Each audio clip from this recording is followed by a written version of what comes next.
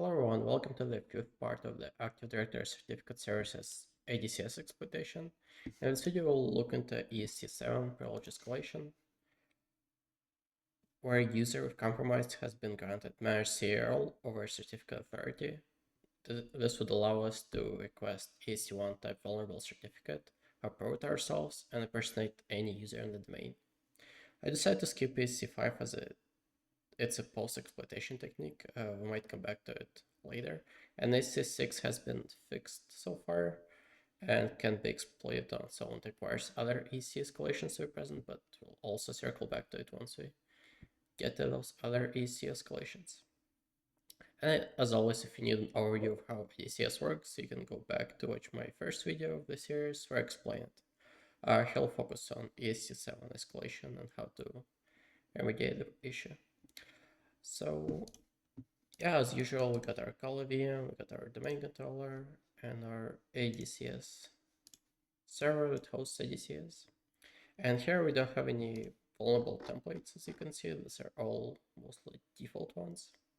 But if we open certificate authority, certsrv, and go into properties, and under security tab, this is actually CA itself, the CA's properties.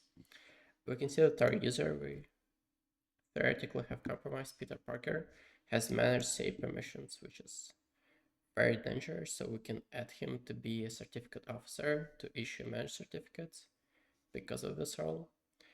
And that role has actually permissions to approve any certificate we want, which allows to perform privilege escalation similar to ESC1. So let's dive in. So we also have our wiki here, which basically explains the same thing. If a user has ManageCA permissions, can start, stop CA services, can modify the templates and all that jazz. And we can also grant ourselves managed certificates. This permission allows any user to approve or deny pending certificate requests and revoke issued certificates, which how I explained is basically certificate officer.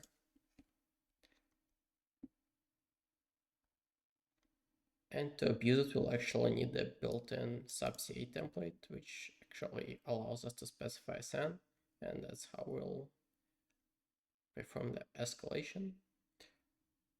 So let's dive right in. First, we'll need to make sure we have the vulnerability. And for this, like always, we'll run certify find command. So we define our username, password, domain controller IP, and start out to print the output instead of saving it to a file. And here you can see ESC7 because our user, Peter Parker, is member of has ManageCA permissions over certificate authority. And all the checks are good. So yeah, ManageCA rights, and our user, authenticate user is Peter Parker in our case, has the permissions, so we're good to exploit it.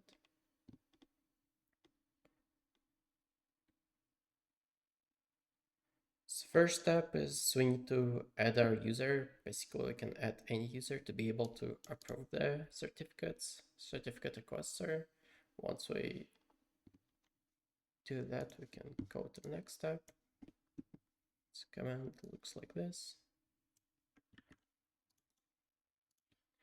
This is needed because we'll request a certificate from sub-CA template, and by default, our user cannot enroll into that, so there will be a pending request for someone to approve it, and this role will give us permissions to actually approve it. So here we'll run certify CA, username, password, domain controller IP, target, which is my ADCS server, go from .marvel.local, our CA name, and we need to specify command add-officer, and I'll just specify the user already compromised, Peter Parker.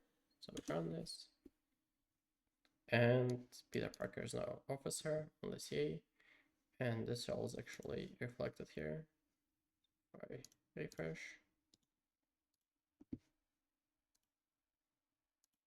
Here now we can issue and manage certificates. Right, now we can go to the next step. So now we need to make sure subCA template is enabled, because may have been disabled if there are no subordinate CAs. So we just need to make sure it is enabled, and we can just run this command to enable it. It's pretty much the same one, but instead of edit officer, specify enable template. So it's all one line.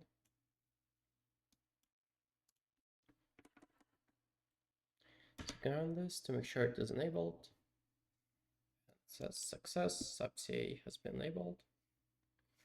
And now it's gonna look very familiar, basically the same as in ESC1. We just have to request certificate with UPN of administrator and set to impersonate the administrator user.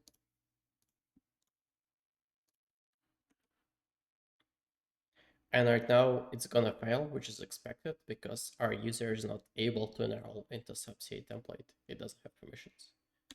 But there's a way to go around this. So yeah, yes, to make sure we save the private key. This will be needed. And we also need to note down the request ID because we'll actually need to approve the certificate using the request ID. So now, since we have the actual officer role in the CA, we can approve any request, so it doesn't matter if we cannot enroll, we can just go ahead and approve it. Right now it's just pending. So just use CA command to specify our user, password, domain controller, our ADCS server, our certificate authority, which is Batman CA. And now we need to specify the issue request. This is gonna approve it, so it has to match this one, the actual certificate requested. So we click yes, click enter. And now certificate has been issued and approved. So now we can actually request it from the CA.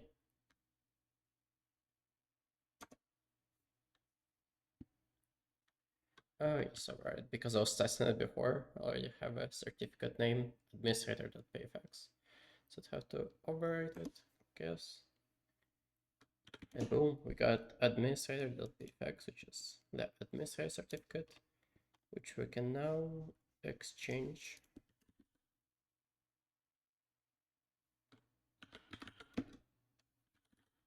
for administrator and t-hash. We're on certify of-pfx administrator.pfx, which is the certificate we just got. And we need to specify the domain controller B. We hit enter. Yes, that's fine. And we got the administrator hash. So now we can use something like WMANEXEC to authenticate the domain controller as the domain admin.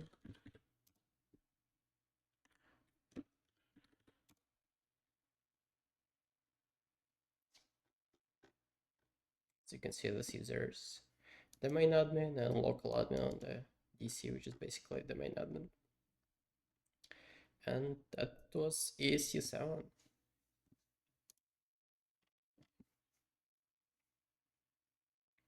For remediation tips, just make sure you don't have any low privileged users configured with ManageCA permissions, because you could see it leads to an easy compromise. This is not the only way. When you have ManageCA, you can actually perform other attacks such as ESC16, I believe. There's a great box from Hugbybox that's still active called Fries. It's gonna be completely free. Just register a Hugbybox account, and it actually has ESC7 in it. But instead of exploiting this vulnerability that I just showed you, where we just go and do ESC1, you would have to modify the template to make it ESC16 vulnerable. If you go to vector ops documentation certify, you can find some more information on this. But yeah, you can make the CA vulnerable to ESC16 and abuse this vulnerability, which we'll get to later. But yeah, just make sure to edit permissions over the CA, and we can remove this user, apply.